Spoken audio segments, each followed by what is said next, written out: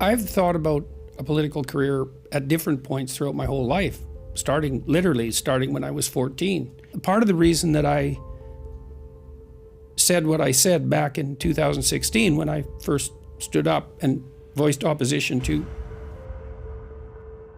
Is there any aspiration where in a moment like this, with all of these weird things taking place worldwide, where maybe you've sat down behind closed doors with your family, with somebody, and have said, Dad, Jordan, why don't you go in there and see if you can be the leader of a great country like Canada and do something about it? Has that conversation ever taken place at this phase of your life? Yes. And?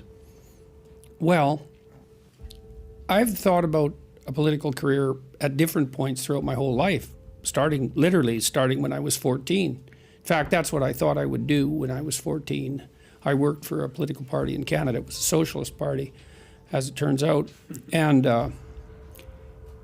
I had that option open to me when I was very young. But I figured out when I was about 16 that I didn't really know anything. And so I had ideas, and I was capable of functioning in the realm of ideas and putting them forth, even then, I would say, in a somewhat compelling manner. But I figured out, partly because I had worked with a lot of small business people, and also on the board of governors of this little college I went to. These are all people who'd built businesses from the bottom up. They were all immigrants, because everybody in Northern Alberta was an immigrant. And they didn't share my left-wing presuppositions, but they were very admirable people. And part of what made them admirable to me wasn't their facility with ideological conceptions. So it wasn't an intellectual attraction, it was a practical attraction. I'd worked in restaurants in this little town I grew up in, Fairview.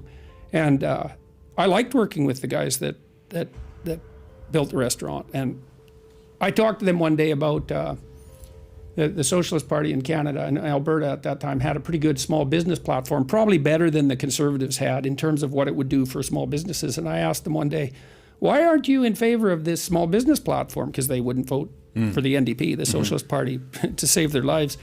They said, well, we don't want to be small business people. We want to be big business people. And so I learned then that what a comment to make. Well, the guy I worked with, his name was Scotty Kyle, and Scotty was a rough guy. He was about 35. I was about 15 at that time, and Scotty had been an alcoholic, and he had all his teeth knocked out in fights, and he was a rough guy, but he was super funny, and he was really smart. And he said to me one day, people don't vote their reality, they vote their dreams. And I thought, hey, man, that's a good phrase. That stuck in my mind for the rest of my life. And so in any case, when I went to college, I went to take political science and literature, and I wanted to go into law school. I wrote the LSAT, and I was set to go to law school. I wanted to take corporate law.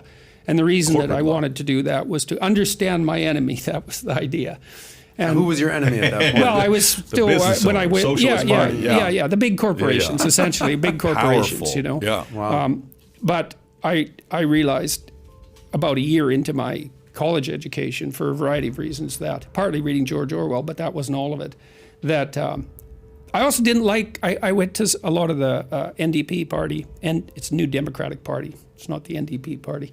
New Democratic Party conventions, provincially and nationally, and I had access to the leadership for a variety of reasons. And a lot of the leaders were reasonably admirable people, or maybe even completely admirable people, who had worked with labor unions, and they were advocates for the working class in a real sense. But the party level activists, I never liked them from the beginning. I thought, I don't trust you guys. You just seem to be driven by resentment, not genuine care for the working class. And so that didn't sit well with me. In any case, I started to get interested in psychological motivations for political behavior, especially as I went through my political science degree, because there was an increasing emphasis as we moved away from the classics, which is what I studied in the first couple of years, to more modern political thinking, let's say. It was all quasi-Marxist in that the political scientists believed intrinsically that people were only motivated by economic concerns. And I just never believed that. I thought, which economic concerns and why? Well, those questions weren't asked by political scientists. They took economic determinism as a starting point, and that never sat well with me. I thought there was a mystery there because it wasn't obvious to me what motivated people. And we're not ruled by our bellies as far as I'm concerned. So the idea of pure economic determinism was a non-starter. And that's really when I started to get interested in psychology. And I've made a choice all the way through my life. The choice has always been, say, political, sociological versus psychological, or perhaps spiritual. And I've always chosen the psychological work at the level of the individual. And I don't think I'm going to stop doing that. I mean, I have had discussions, serious discussions with people about a political career. And first of all, in my current situation, it isn't obvious to me at all that that wouldn't be less effective than what I'm already doing. Look, those are hard jobs, and and you get boxed in very quickly, and they're also brutal jobs, and it isn't obvious to me that I have the stomach for it. I don't really like fights.